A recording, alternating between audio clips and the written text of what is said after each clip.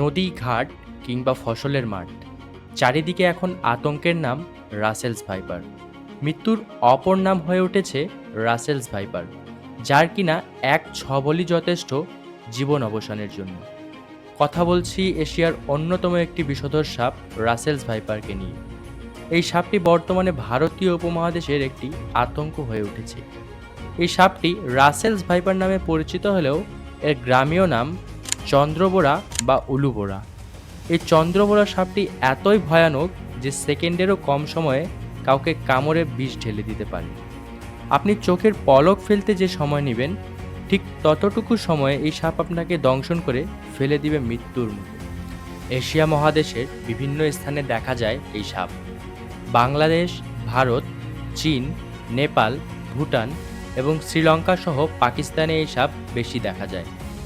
বাংলাদেশ এই সাপের আবাসস্থল হলেও প্রায় এক যুগ আগেই এই সাপকে বিলুপ্ত প্রাণী হিসেবে ঘোষণা করা হয়েছিল। তবে হঠাৎ করে গত 2 বছর হতে আবারও অধিক হারে দেখা দিচ্ছে এই চন্দ্রবোরা। বিষধর এই সাপটির পরিচয়, এটি কতটা ভয়ঙ্কর এবং এটি নিয়ে সত্যি আতঙ্কের কিছু আছে কিনা, এক এক করে সকল প্রশ্নের উত্তর দিব আজকের এই ভিডিওতে। জীববিজ্ঞানের যে শাখায় সাপ নিয়ে গবেষণা করা হয় তার নাম অফিওলজি। স্কটল্যান্ডের সাপ বিশেষজ্ঞ প্যাট্রিক রাসেল হলেন ভারতীয় উপমহাদেশের অফিওলজির জনক। তিনি এই অঞ্চলের সাপ নিয়ে গবেষণা করায় 1796 সালে তার লেখা an account of Indian serpents নামক বইয়ে এই সাপের পরিচয় তুলে ধরেন। পরবর্তীতে তারই নাম অনুসারে সাপটির নামকরণ করা হয় রাসেলস ভাইপার।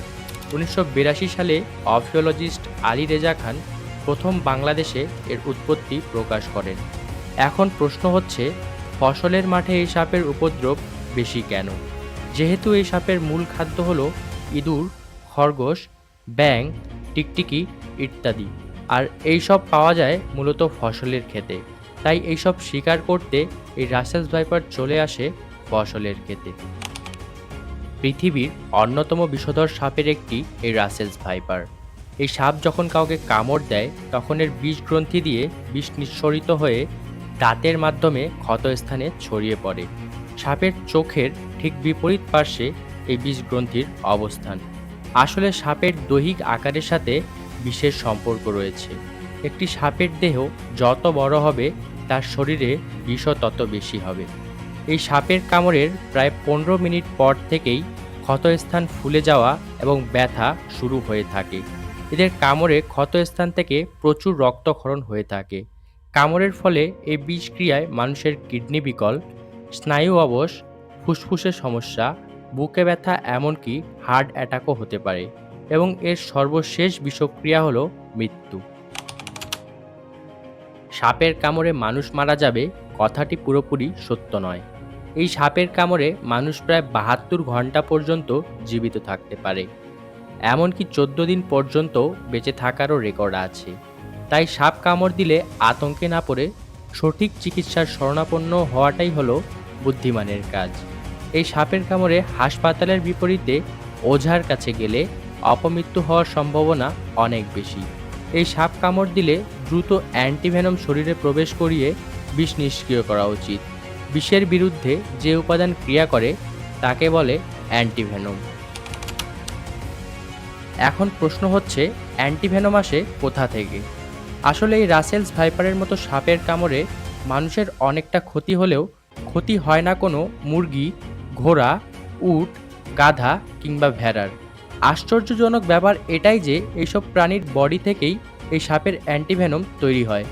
আর এই তথ্যকেই কাজে লাগিয়ে বর্তমানে বিশ্বে বাণিজ্যিকভাবে তৈরি হচ্ছে এই সাপের অ্যান্টিভেনম। আর বর্তমানে সাপের প্রজনন বৃদ্ধি পাওয়ায় এই সাপটির সংখ্যা আগের চেয়ে একটু বেশি হয়েছে।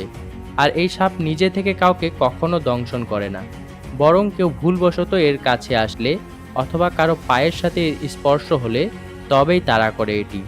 তাই এই সাপের আতঙ্কে দিন না কাটিয়ে সাবধানতা অবলম্বন করে সঠিক চিকিৎসা গ্রহণ করলেই সুস্থ হওয়া সম্ভব। পরবর্তী ভিডিওর টপিক কমেন্টে জানান এবং আজকের এই ভিডিওটি ভালো লেগে থাকলে অবশ্যই লাইক, সাবস্ক্রাইব এবং শেয়ার করে পাশে থাকবেন। ধন্যবাদ।